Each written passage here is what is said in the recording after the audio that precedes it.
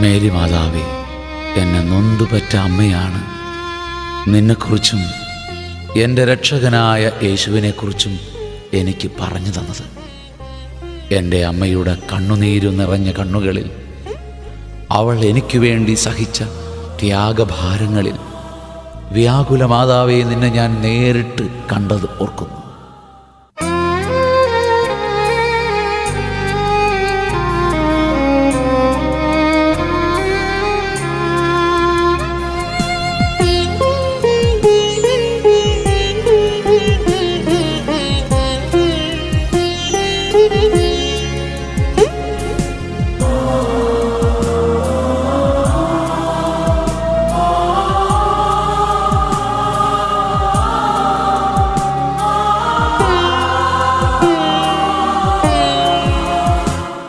എന്നമ്മ